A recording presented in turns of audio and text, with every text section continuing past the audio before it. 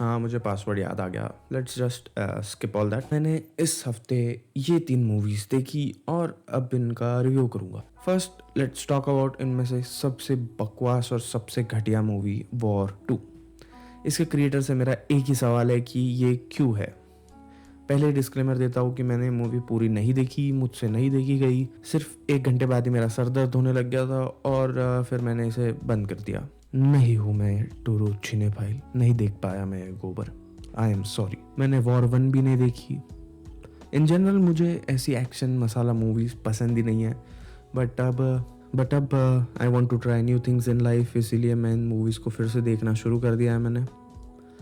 और अब मुझे लग रहा है कि शायद पहले वाला ही डिसीजन अच्छा था, नहीं देखता था तो ही अच्छा रहता था। एक एक करके कंप्लेंट सुनाता हूँ। सबसे पहली कंप्लेंट है कि ऋतिक रोशन सर आपको क्या हो गया है, माई गोट इज वॉश्ड। इनको नहीं आती एक्टिंग। पूरे मूवी के अंदर सिर्फ स्मर्क वाला इमोजी बन के रह गई है और कुछ भी नहीं। इमोशनल सीन है तो भी सेम, एक्शन सीक्वेंस है तो भी सेम, फनी कुछ हो रहा है तो भी सेम। मतलब क्या फेस क्या अकड़ गया था क्या आपका, क्या हो क्या गया था। जूनियर एनटीआर भी इनसे कोई ज़्यादा बढ़िया नहीं है, वो भी उनका भी सेम ही चल रहा था।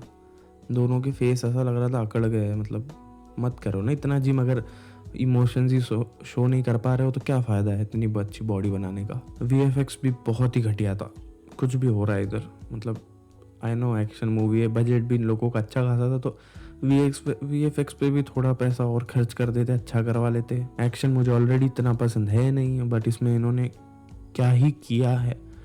समोसे में जिस तरीके से आलू भरते उसी तरीके से इन लोगों ने मूवी के अंदर एक्शन भरा है। पता नहीं क्या करे, एक्शन कर दो। ओ स्टोरी थोड़ी सी फीकी पड़ रही है, एक्शन कर दो। ये कैरेक्टर का इंट्रोडक्शन करना है, एक्शन कर दो। ट्विस्ट दिखाना है, एक्शन कर दो। मैं बोर हो गया था देखते देखते। आई वॉज लाइक कुछ तो स्टोरी दिखा दो, तुम्हारी 3rd क्लास दे दो भाई, जो भी है तुम्हारे पास स्टोरी के नाम पे कुछ तो दिखा दो। और एक्शन भी बस कॉपी पेस्ट ही था। बस ये 2 घूंसे मार दिए, 2 लात मार दी, 2 साउंड इफेक्ट बजा दिए, हो गया एक्शन। इसी को पूरे मूवी में सिर्फ कंट्रोल भी करते रहे। बाकी स्टोरी भी मुझे कुछ इतनी पसंद आई नहीं। ओवरऑल बहुत ही घटिया मूवी थी। अब मुझे डर लग रहा है कि क्रिश 4 में ये लोग क्या गंद मचाने वाले हैं। अब बात करते हैं कुछ अनएक्सपेक्टेड की। थोड़ा पहले ही बैकग्राउंड दे देता हूँ। मैंने पिछले 5-6 सालों से साउथ इंडियन मूवीज़ नहीं देखी।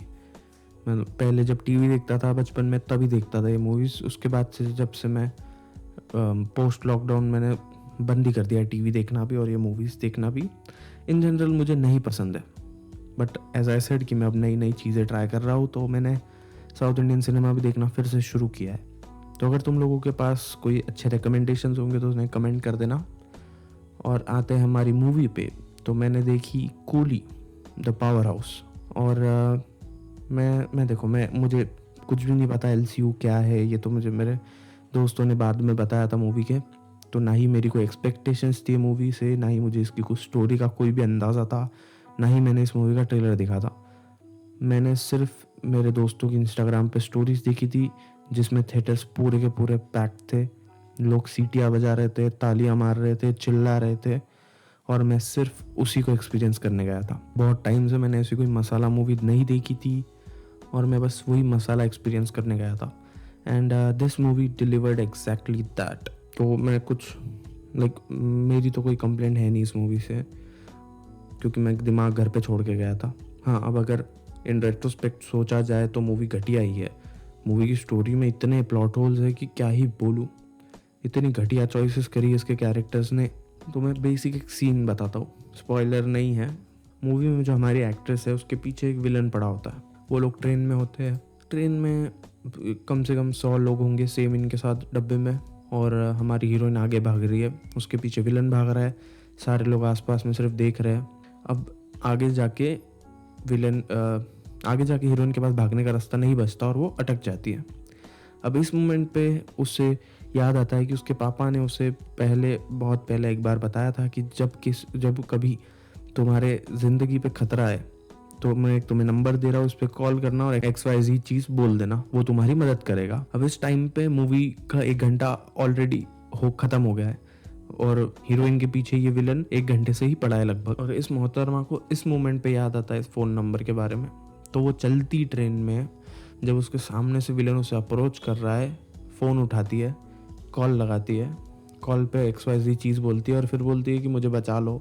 क्यों है ये, क्या है ये? अगर वो हीरोइन के पास सुपर पावर्स आ जाती और वो ट्रेन तोड़ के उड़ जाती ना, तो ये चीज़ ज़्यादा सेंस बनाती इसके फ़ोन मिलाने से। ना ही ट्रेन में इतने 100 लोग होने के बावजूद कोई उस विलन को रोक रहा है, ना ही कुछ, मतलब क्या ही कर रहे थे ये लोग, उनको ही पता भाई।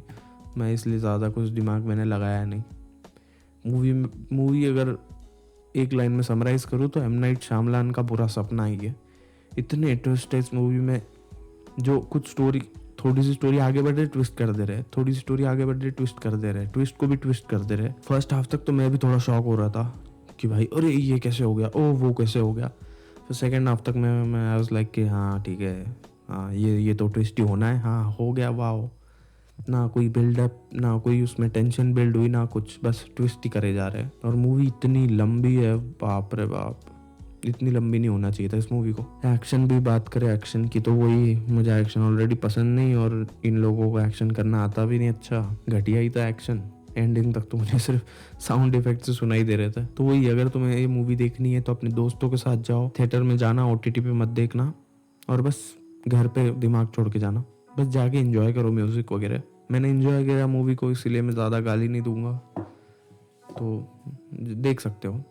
अब बात करते हैं इस हफ्ते की सबसे बड़ी डिसअपॉइंटमेंट की, अमेरिका का गोबर, वेपन्स। मैं पहले ही बोल दूंगा कि मेरे लोकल थिएटर में ये मूवी लगी नहीं, तो ये मेरे सपने में आई थी, और सपने में क्वालिटी थोड़ी सी मतलब ख़राबी थी, तो मेरा रिव्यू ऑफ कोर्स बायस हो गया इसकी तरफ, तो टेक दैट इनटू अकाउंट। पिछले एक हफ्ते से मैं इस मूवी की जो डिक्राइडिंग सुन रहा हूँ वो अलग ही लेवल पे। हर बंदा सिर्फ यही बोल रहा है कि वेपन्स ही है इस साल की सबसे बेस्ट मूवी, मतलब ये अगर तुमने नहीं देखा तो तुम्हारे जीवन का अर्थ क्या है। ऑस्कर तो इस मूवी के लिए ही बना है, इस मूवी को ही देना चाहिए। तो ये सब सुन के मैंने भी सोचा कि मैं भी देखता हूँ क्या है ये हाइप। और अंदर जब मैंने मूवी देखी तो मुझे सिर्फ डिसअपॉइंटमेंट मिली। बेसिक सी स्टोरी समझाता हूँ। एक स्मॉल टाउन है अमेरिका में, जहाँ पे एक स्कूल है। उस स्कूल के एक क्लास में से एक दिन रैंडमली 19-20 बच्चे रात के 2 बजे भाग जाते हैं अपने घरों से, और पूरी क्लास में सिर्फ एक ही बच्चा बचता है। अब वो बच्चे कहाँ भागे, क्यों भागे, और वो एक बच्चा क्यों बचा, ये जानने के लिए तुम्हें मूवी देखनी पड़ेगी। स्टोरी बहुत ही इंटरेस्टिंग है, मतलब मुझे तो अच्छी लगा, अच्छा प्लॉट मुझे तो अच्छा लगा था मूवी देखने से पहले। अब बात करते हैं मूवी के, तो फर्स्ट हाफ बहुत ही ज़्यादा बोरिंग है, लाइक अति बोरिंग।